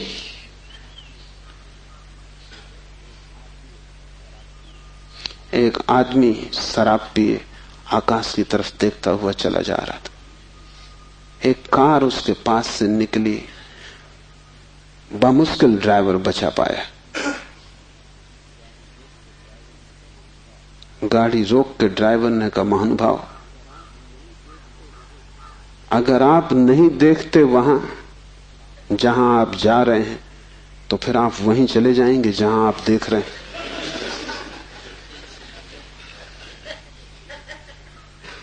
और हम सब, हमें कुछ पता भी नहीं कि हम कहां जा रहे हैं, क्यों जा रहे हैं, कहां देख रहे हैं, क्यों देख रहे हैं, चले जा रहे हैं। क्योंकि एक बेचैनी है भीतर जो बैठने भी नहीं देती, एक शक्ति है भीतर जो चलाए चली जाती है। फिर हम जो भी करते वो सबके उल्टे परिणाम आते हैं। लोग मेरे पास आते हैं, वो कहते हैं हमने बदी तो कभी की नहीं, नेकी की और फल बदी मिल रहा है। ऐसा हो नहीं सकता कि तुम नेकी करो फल में बदी मिले। ऐसा हो नहीं सकता कि तुम आम के बीज बो और नीम के फल लगे। ऐसा हो नहीं सकता। इतना ही हो सकता है कि तुम ऐसे बेहोशी में बोए होगे, बोए तुमने नीम के ही फल, तुम होश में न थे। क्योंकि वृक्ष थोड़ी झूठ बोलेगा, तुम ही कहीं बोते वक्त भूल में पड़े होगे। तुम जब नेकी भी करते हो तब भी तुम्हारा नेकी करने का मन नहीं होता। तुम सच भी बोलते हो तो तुम दूसरे को चोट पहुंचाने के लिए सच बोलते हो। तुम सच बोलते हो दूसरे के अपमान के लिए। तुम सच बोलते हो जैसे तुम सच का उपयोग एक घातक हथियार की तरह कर रहे हो। तुम्हारे सत्य कड़वे होते हैं। सत्य के कड़वे होने की कोई भी जरूरत नहीं, लेकिन मजा तुम्हें कड़वेपन में है, सत्य में तुम्हें मजा भी नहीं। तुम्हारा झूठ सदा मीठा होता है, तुम्हारा सत्य सदा कड़वा होता है। बात क्या है? क्या कड़वापन सत्य का स्वभाव है? क्या मिठास झूठ का हिस्सा है? नहीं। झूठ को तुम चलाना चाहते हो, तुम उसे मीठा बनाते हो, क्योंकि अगर वो मीठा ना होगा तो चलेगा नहीं। एक तो झूठ चलना मुश्किल, मिठास के सहारे ही चलेगा। जैसे कड़वी दवा की गोली पर हम मीठी परत चढ़ा देते, बच्चा मीठी गोली समझ के खा लेता है, और जब तक कड़वेपन का पता चलता है तब तक गोली भीतर जा चुकी है। तुम झूठ को मीठा बनाते हो क्योंकि तुम झूठ चलाना चाहते हो। तुम सत्य को कड़वा बनाते हो क्योंकि सत्य से तुम केवल चोट करना चाहते हो, उसको चलाना नहीं चाहते। तुम सत्य बोलते ही तब हो जब तुम सत्य का इस तरह उपयोग कर सको कि वो झूठ से बदतर साबित हो, तभी तुम बोलते हो। तुम बेहोश हो, तुम्हारे कृत्यों का तुम्हें कुछ पता नहीं है कि तुम क्या कर रहे हो। इसे थोड़ा होश पूर्वक देखना शुरू करो। जो तुम बोलना चाहते हो वही बोले, या तुम कुछ और बोल गए? क्या तुमने यही सोचा था बोलने के लिए जो तुम बोले? मार्क ट्वेन लौटता था एक रात, उसकी पत्नी ने पूछा, घर आया तो पत्नी ने पूछा कैसा रहा व्याख्यान? वो व्याख्यान देने गया था। उसने कहा कौन सा व्याख्यान? जो मैंने तैयार किया था वो। या जो मैंने वहां दिया वो, या जो मैं चाहता था कि देता वो? कौन सा व्याख्यान? एक तो आदमी तैयार करता है और एक आदमी फिर जो देता है, उसमें बड़ा फर्क है। और फिर एक जो घर लौटते वक्त तो सोचता है दिया होता है। वो तीनों अलग अलग हैं। होश में हो, सब निशाने तुम्हारे चूक जाते हैं। तुम्हारी जिंदगी में कभी भी कोई निशाना लगा? आंख बंद करके भी आदमी तीर चलाता रहे तो कभी ना कभी निशाना लगेगा। मैंने सुना है कि अगर बंद घड़ी भी दीवार पर टंगी रहे तो 24 घंटे में 2 बार सही समय बताएगी। तुम्हारी जिंदगी में ऐसा भी नहीं आया कि 2 बार भी तुमने सही समय बताया होता। तुम बंद घड़ी से गए बीते।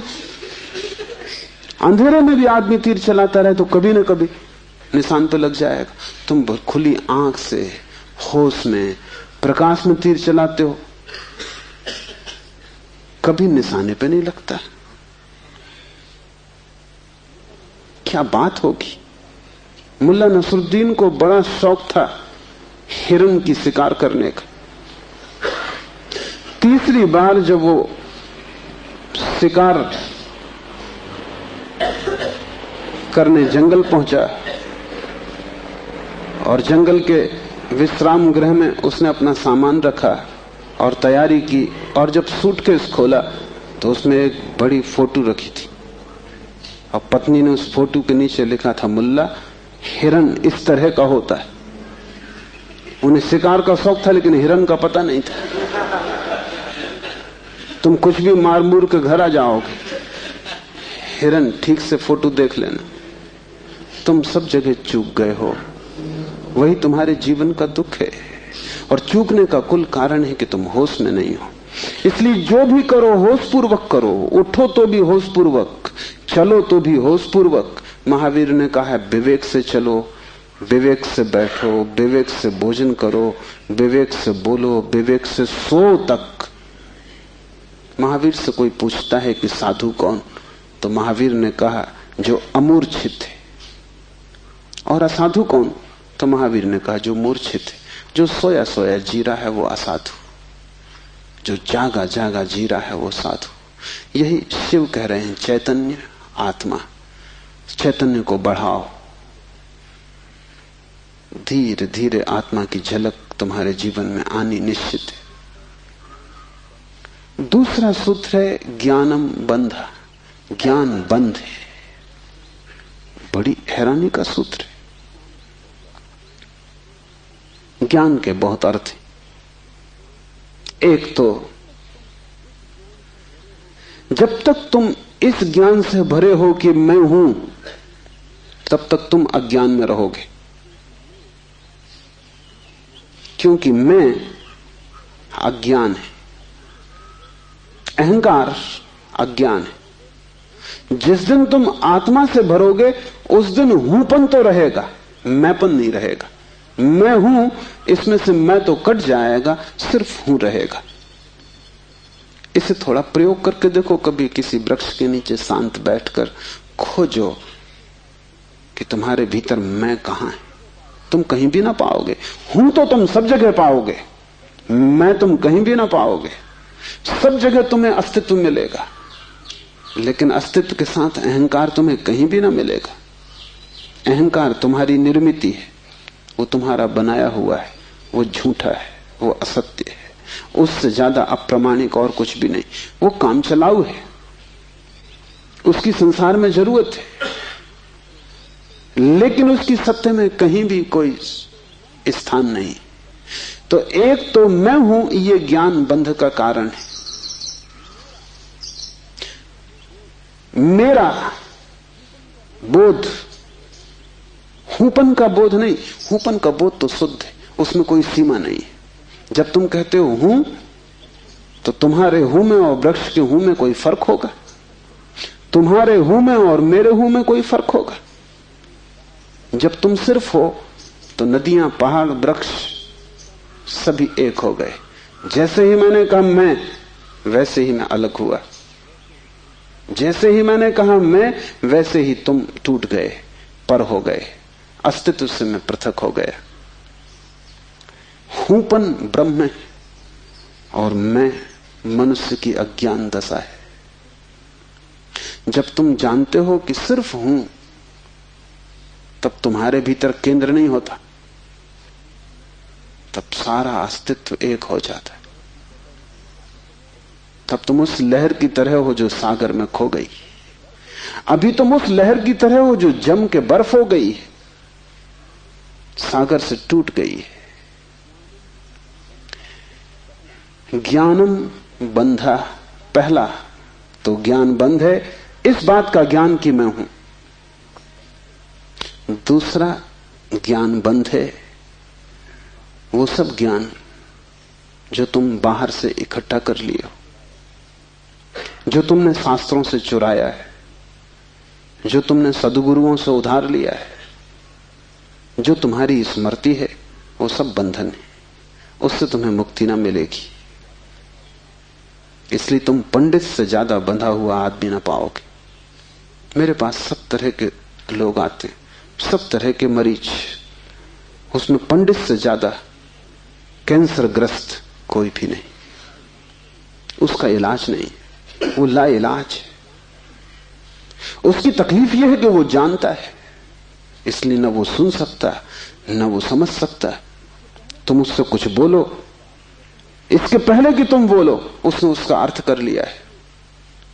इसके पहले कि वो तुम्हें सुने उसने व्याख्या निकाल ली। शब्दों से भरा हुआ चित्त जानने में असमर्थ हो जाता है। वो इतना ज्यादा जानता है बिना कुछ जाने, क्योंकि सब जाना हुआ उधार है। शास्त्र से अगर ज्ञान मिलता होता तो सभी के पास शास्त्र है, ज्ञान सभी को मिल गया होता। ज्ञान तो तब मिलता है जब कोई निशब्द हो जाता है, जब वो सभी शास्त्रों को विसर्जित कर देता है, जब वो उस सब ज्ञान को जो दूसरों से मिला है वापस लौटा देता है जगत को, जब वो उसे खोजता है जो मेरा मूल अस्तित्व है, जो मुझे दूसरे से नहीं मिला। इसे थोड़ा समझो, तुम्हारा शरीर तुम्हें मां और पिता से मिला है। तुम्हारे शरीर में तुम्हारा कुछ भी नहीं है। आधा तुम्हारी मां का दान है, आधे तुम्हारे पिता का दान है।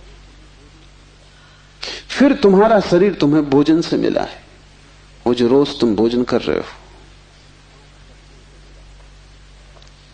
5 तत्वों से मिला है, वायु है, अग्नि है, 5 तत्व हैं, उनसे तुम्हें मिला है। इसमें तुम्हारा कुछ भी नहीं है। लेकिन तुम्हारी चेतना तुम्हें 5 तत्वों में से किसी से भी नहीं मिली है। तुम्हारी चेतना तुम्हें मां और पिता से भी नहीं मिली है। तुम जो जो जानते हो वो तुमने स्कूल विश्वविद्यालय से सीखा है, शास्त्रों से सुना है, गुरुओं से पाया है। वो तुम्हारे शरीर का हिस्सा है, तुम्हारी आत्मा का नहीं। तुम्हारी आत्मा तो वही है जो तुम्हें किसी से भी नहीं मिली। जब तक तुम उस शुद्ध तत्व को न खोज लोगे जो निपट तुम्हारा है, जो तुम्हें किसी से भी नहीं मिला है, न मां ने दिया, न पिता ने, न समाज ने, न गुरु ने, न शास्त्र ने, वही तुम्हारा स्वभाव है। ज्ञान बंद है क्योंकि वो तुम्हें इस स्वभाव तक न पहुंचने देगा। ज्ञान ने ही तुम्हें बांटा है। तुम कहते हो मैं हिंदू, तुमने कभी सोचा कि तुम हिंदू क्यों हो? तुम कहते हो मैं मुसलमान, तुमने कभी विचारा कि तुम मुसलमान क्यों हो? हिंदू और मुसलमान में फर्क क्या है? क्या उनका खून निकाल के कोई डॉक्टर परीक्षा करके बता सकता है कि हिंदू का खून है, ये मुसलमान का खून? क्या उनकी हड्डियां काट के कोई बता सकता है कि हड्डी मुसलमान से आती है कि हिंदू से आती है? कोई उपाय नहीं। शरीर की जांच से कुछ भी पता न चलेगा, क्योंकि दोनों के शरीर 5 तत्वों से बनते हैं। लेकिन अगर उनकी खोपड़ी की जांच करो तो पता चल जाएगा कि कौन हिंदू है कौन मुसलमान है, क्योंकि दोनों के शास्त्र अलग, दोनों के सिद्धांत अलग, दोनों के शब्द अलग। शब्दों का भेद है तुम्हारे बीच। तुम हिंदू हो क्योंकि तुम्हें एक तरह का ज्ञान मिला जिसका नाम हिंदू, दूसरा जैन है क्योंकि उसे दूसरे तरह का ज्ञान मिला जिसका नाम जैन। तुम्हारे बीच जितने फासले हैं, दीवालें हैं, वो ज्ञान की दीवालें। और सब ज्ञान उधार। तुम एक मुसलमान बच्चे को हिंदू के घर में रख दो, वो हिंदू की तरह बड़ा होगा। वो ब्राह्मण की तरह जनेऊ धारण करेगा, वो उपनिषद और वेद के वचन उद्धृत करेगा।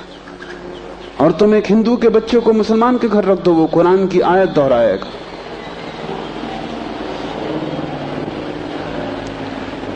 ज्ञान तुम्हें बांटता है, क्योंकि ज्ञान तुम्हारे चारों तरफ एक दीवार खींच देता है, और ज्ञान तुम्हें लड़ाता है, और ज्ञान तुम्हारे जीवन में वैमनस्य और शत्रुता पैदा करता है।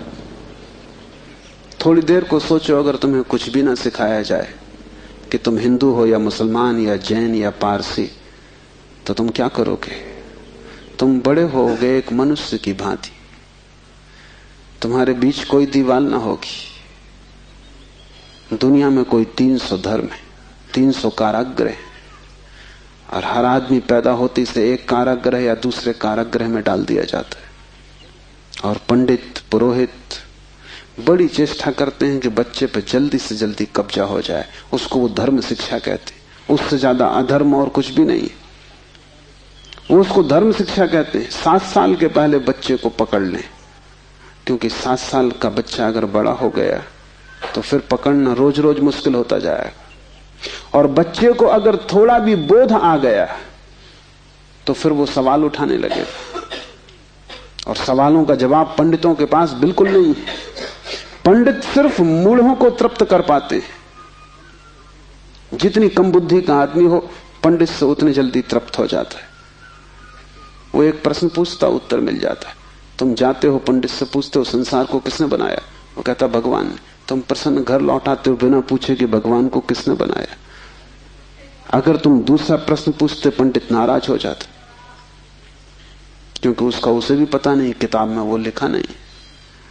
और फिर झंझट की बात है, परमात्मा को किसने बनाया। फिर तुम पूछते ही चले जाओगे, वो कोई भी जवाब दे, तुम पूछोगे उसको किसने बनाया। अगर गौर से देखो तो तुम्हारे पहले सवाल का जवाब दिया नहीं गया है। पंडित ने तुम्हें सिर्फ संतुष्ट कर दिया क्योंकि तुम बहुत बुद्धिमान नहीं। और बच्चे अबोध, उनका अभी तर्क नहीं जगा, विचार नहीं जगा, अभी वो प्रश्न नहीं पूछ सकते। अभी तुम जो भी कचरा उनके दिमाग में डाल दो, वो उसे स्वीकार कर लेंगे। बच्चे सभी को स्वीकार कर लेते हैं, क्योंकि वो सोचते हैं जो भी दिया जा रहा है वो सभी ठीक है। बच्चा ज्यादा सवाल नहीं उठा सकता, सवाल उठाने के लिए थोड़ी प्रौढ़ता चाहिए। इसलिए सभी धर्म बच्चों की गर्दन पकड़ लेते हैं और फांसी लगा देते हैं। फांसी बड़ी सुंदर है। किसी के गले में बाइबल लटकी है, किसी के गले में समयसार लटका है, किसी के गले में कुरान लटकी है, किसी के गले में गीता लटकी। ये इतने प्रीतिकर बंधन है कि इनको छोड़ने की हिम्मत फिर जुटानी बहुत मुश्किल है। और जब भी तुम इन्हें छोड़ना चाहोगे, एक खतरा सामने आ जाएगा, क्योंकि इन्हें छोड़ा तो तुम अज्ञानी। क्योंकि जैसे तुम इनको छोड़ोगे, तुम पाओगे मैं तो कुछ जानता नहीं, बस ये किताब सारी संपदा है, इसको संभालो। अपने अज्ञान को छिपाने का यही तो एक उपाय है। लेकिन अज्ञान छिपने से अगर मिटता होता तो बड़ी आसान बात हो गई होती। अज्ञान छिपने से बढ़ता है, जैसे कोई अपने घाव को छिपा ले, उससे कुछ मिटेगा नहीं। घाव और भीतर भीतर बढ़ेगा, मवाद पूरे शरीर में फैल जाएगी। शिव कहते हैं ज्ञान बंद है। ज्ञान सीखा हुआ, ज्ञान उधार, ज्ञान दूसरे से लिया हुआ बंधन का कारण है। तुम उस सब को छोड़ देना जो दूसरे से मिला है। तुम उसकी तलाश करना जो तुम्हें किसी से भी नहीं मिला। तुम उसकी खोज में निकलना, उस चेहरे की खोज में जो तुम्हारा है। तुम्हारे भीतर छिपा हुआ एक झरना है चैतन्य का, जो तुम्हें किसी से भी नहीं मिला, जो तुम्हारा स्वभाव है, जो तुम्हारी निज संपदा है, निजत्व है, वही तुम्हारी आत्मा है। तीसरा सूत्र है योनि वर्ग और कला शरीर है। योनि से अर्थ है प्रकृति, इसलिए हम स्त्री को प्रकृति कहते हैं। स्त्री शरीर देती है, वो प्रकृति की प्रतीक है। और कला का अर्थ है कर्ता का भाव। एक ही कला है वो कला है संसार में उतरने की कला, और वो है कर्ता का भाव। इन दो चीजों से मिलकर तुम्हारा शरीर निर्मित होता है। तुम्हारे कर्ता का भाव, तुम्हारा अहंकार, और प्रकृति से मिला हुआ शरीर। अगर तुम्हारे भीतर कर्ता का भाव है तो तुम्हें योग्य शरीर प्रकृति देती चली जाएगी। इसी तरह तुम बार बार जन्मे हो। कभी तुम पशु थे, कभी पक्षी थे, कभी वृक्ष थे, कभी मनुष्य। तुमने जो चाहा है वो तुम्हें मिला है। तुमने जो आकांक्षा की है, तुमने जो कर्तृत्व की वासना की है, वही घट गया है। तुम्हारे कर्तृत्व की वासना घटना बन जाती है, विचार वस्तुएं बन जाते हैं। इसलिए बहुत सोच विचार के वासना करना, क्योंकि सभी वासनाएं पूरी हो जाती हैं देर अबेर। अगर तुम बहुत बार देखते हो आकाश में पक्षी को और सोचते हो कैसी स्वतंत्रता पक्षी को, खास हम पक्षी होते, देर न लगेगी, जल्दी तुम पक्षी हो जाओ। तुम अगर देखते हो एक कुत्ते को संभोग करते हुए और तुम सोचते हो कैसी स्वतंत्रता, कैसा सुख, जल्दी ही तुम कुत्ते हो जाओ। तुम जो भी वासना अपने भीतर संग्रहित करते हो वो बीज बन जाती। प्रकृति तो केवल शरीर देती है, कलाकार तो तुम ही हो, स्वयं को निर्माण करने वाले। अपने शरीर को तुमने ही बनाया है, ये कला का अर्थ है। कोई तुम्हें शरीर नहीं दे रहा है, तुम्हारी वासना ही निर्मित करती है। तुमने कभी ख्याल किया, रात तुम सोते हो तो आखिरी जो विचार होता है सोते समय, वही सुबह उठते वक्त पहला विचार होगा। रात भर तुम सोए रहे, वो बीज की तरह विचार भीतर पड़ा रहा, जो अंतिम था वो सुबह प्रथम होगा। तुम मरोगे इस शरीर से, आखिरी मरते क्षण में तुम्हारे सारे जीवन की वासना संग्रहित होकर बीज बन जाएगी। वही बीज नया गर्भ बन जाएगा। जहां से तुम मिटे वहीं से तुम फिर शुरू हो जाओगे। तुम जो भी हो ये तुम्हारा ही कृत्य है, किसी दूसरे को दोष मत देना। यहां कोई दूसरा है भी नहीं जिसको दोष दिया जा सके। ये तुम्हारे ही कर्मों का संचित फल है। तुम जो भी हो, सुंदर कुरूप, दुखी सुखी, स्त्री पुरुष, तुम जो भी हो, ये तुम्हारे ही कृत्यों का फल है। तुम ही हो कलाकार अपने जीवन के। मत कहना कि भाग्य ने बनाया है, क्योंकि वो धोखा है। उस भांति तुम जिम्मेवारी किसी और पर टाल रहे हो। मत कहना कि परमात्मा ने भेजा है।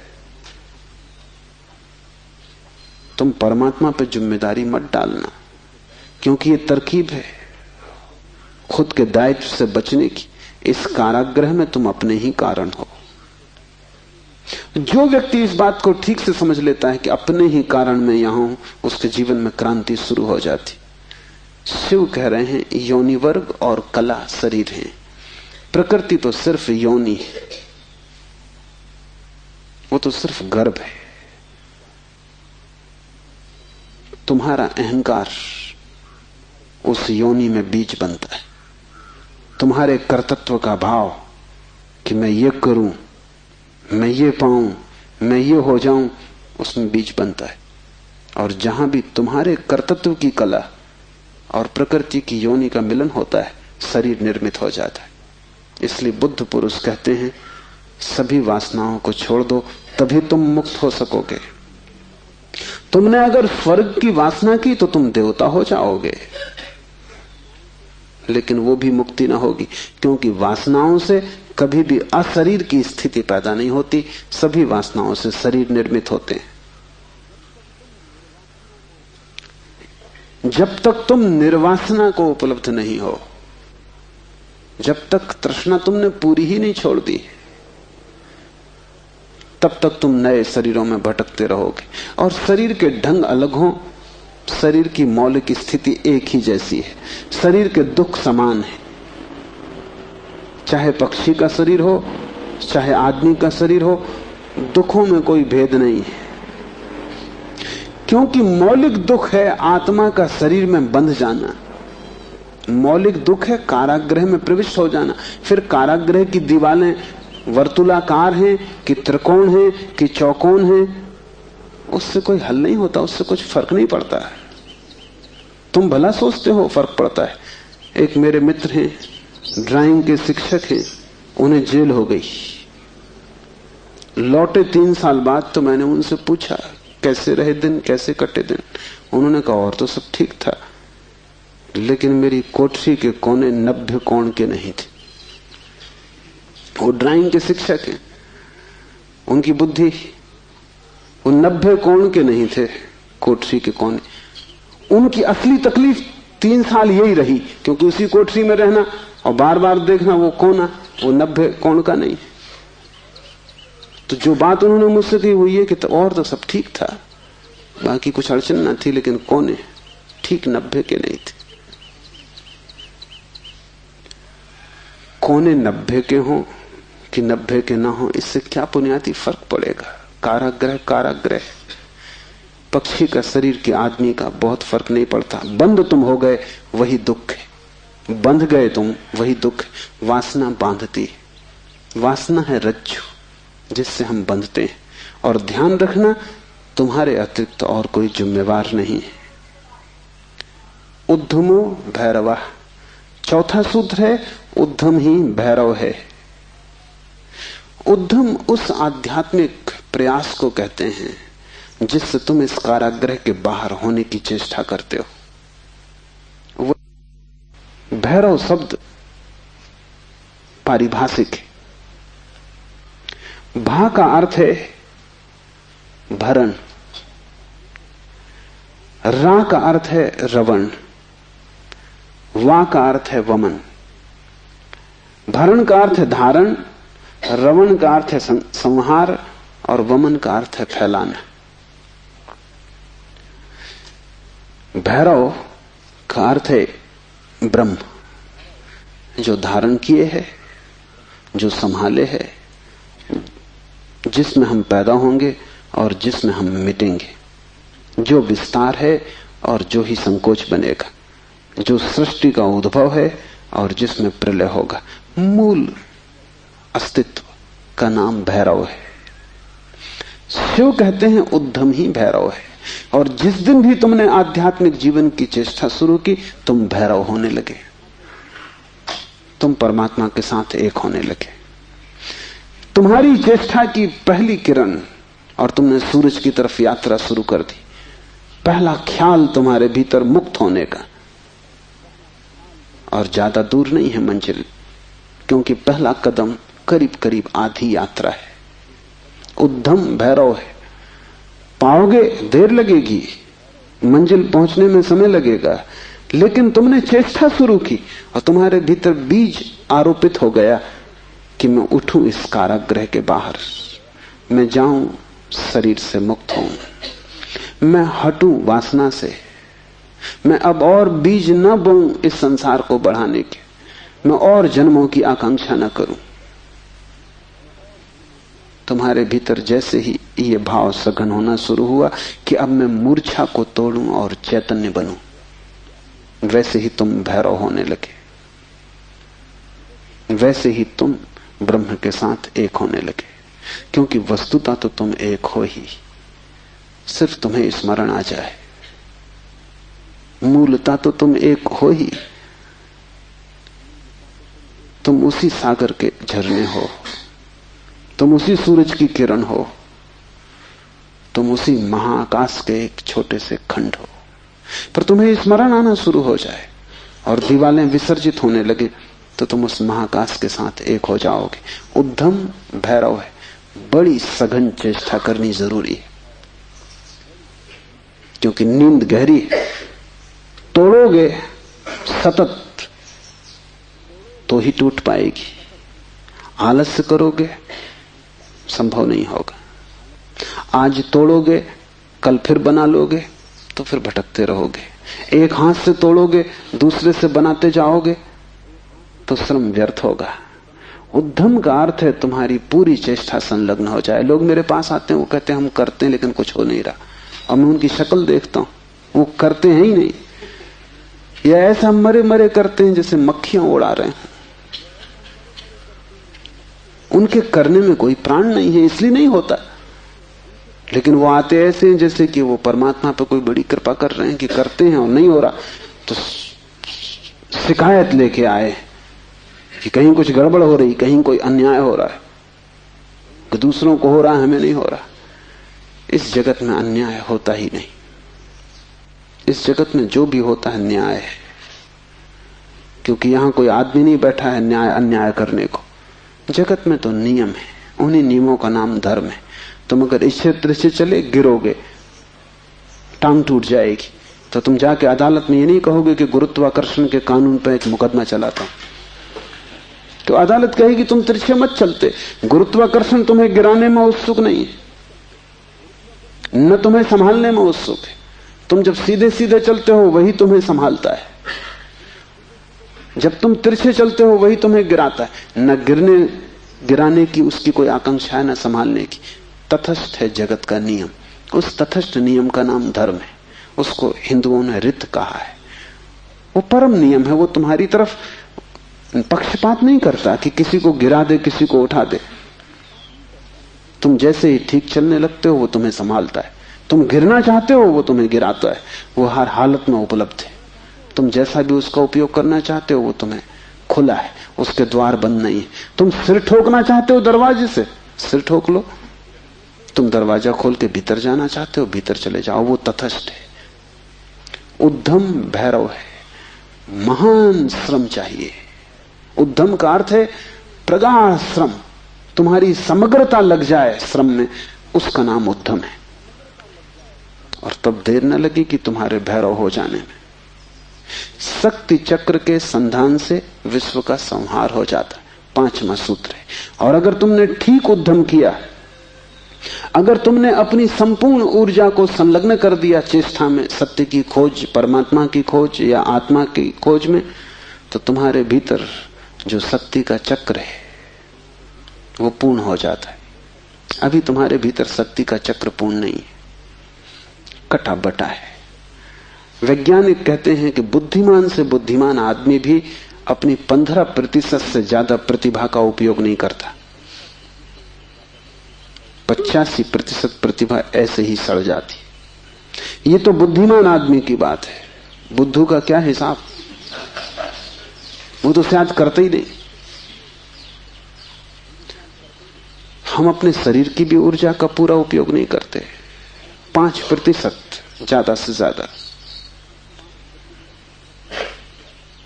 तो अगर हम मंदे मंदे जीते, अगर हमारा दिया टिमटिमाता टिमटिमाता लगता है, तो कसूर किसका है? तुम जीते ही नहीं पूरी तरह। जैसे तुम जीने से भी भयभीत हो कि लपट कहीं जोर से ना आ जाए। तुम डरे डरे हो, तुम कपते कपते जीते हो। तो फिर शक्ति का जो चक्र है तुम्हारे भीतर वो पूरा नहीं हो पाता। तो तुम्हारी गाड़ी ऐसे चलती जैसे कभी कार को तुमने देखा हो, पेट्रोल कभी आता कभी नहीं आता, कभी कचरा आता, तो कार ऐसे चलती जैसे हिचकी खा रही हो। बस ऐसा तुम्हारा जीवन है, हिचकी खाते तुम चलते हो। जरा जरा सी शक्ति के खंड खंड आते हैं, अखंड शक्ति नहीं हो पाती। जिस चीज में भी तुम अपनी पूरी शक्ति लगा दोगे, वो कोई भी हो चीज, अगर तुम चित्र बनाते हो और चित्रकार हो और तुमने अपनी पूरी शक्ति को चित्र बनाने में लगा दिया, पूरी कि रत्ती भर बाकी ना बची, तो तुम वहीं से मुक्त हो जाओगे, क्योंकि वही उद्यम पूर्ण होते ही भैरव हो जाता है।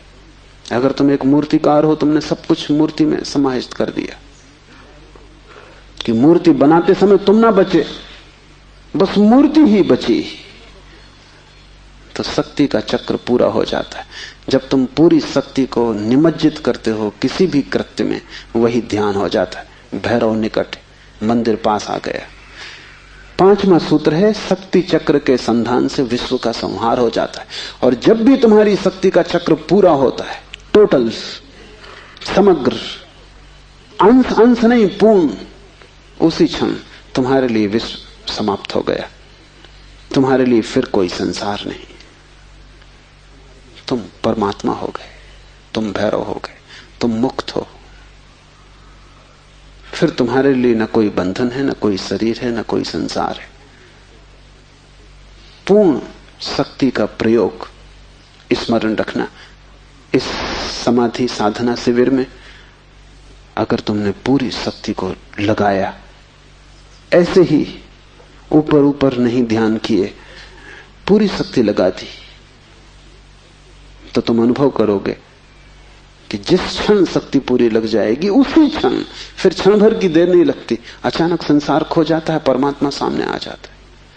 तुम्हारी शक्ति का पूरा लग जाना ही तुम्हारे जीवन की क्रांति हो जाती, फिर संसार की तरफ पीठ, परमात्मा की तरफ मुंह हो जाता है। इसकी तुम्हें एक झलक भी मिल जाए तो फिर तुम वही ना हो सकोगे जो तुम पहले थे।